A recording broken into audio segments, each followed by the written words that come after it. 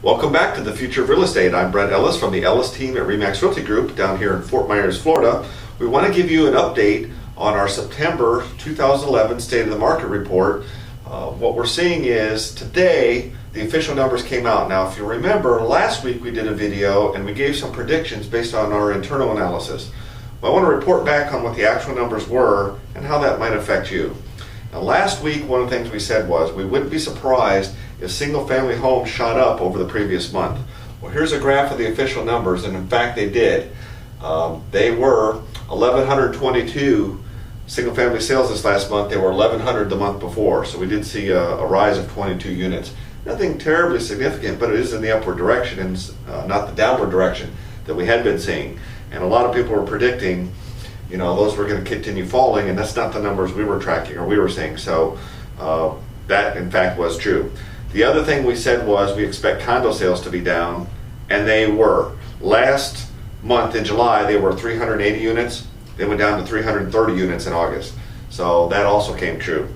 And lastly, we said we wouldn't be surprised. Well, I'll tell you why we said it. Let me go over to this graph here. We were looking at the percentage of distress sales were up, and traditionally short sales and foreclosure sales have tended to be at the lower end of the spectrum. And if that's true, we wouldn't be surprised to see prices fall in August from where they were in July. The only caveat was, and we didn't do a statistical analysis on the price back last week, we just didn't have time, was we are seeing some more foreclosures at the higher end of the spectrum. Enough? Who knows? But we are seeing one. In fact, I talked about a listing we have for like 1.51 million, a bayfront down in Bonita Beach.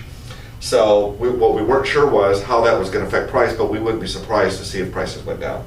Well, the official numbers came out today, and here's a graph that shows sale prices did indeed fall again, and while those homes closed that we just talked about went up.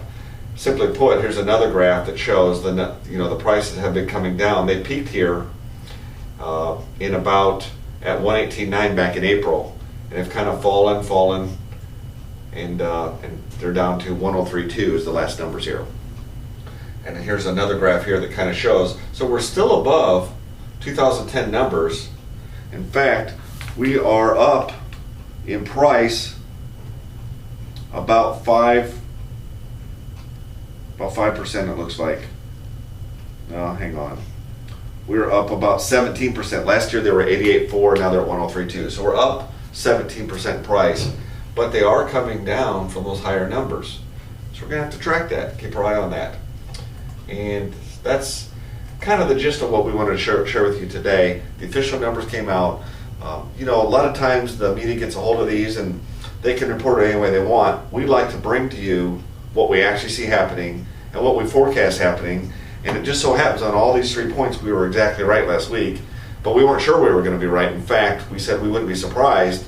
Oh, you wouldn't be surprised the other way either. So we're always going to bring to you what we think is going to happen and what's actually happening on a week-to-week or a month-to-month basis, because if you're in the market, whether you're buying or selling, you need to know these kinds of things.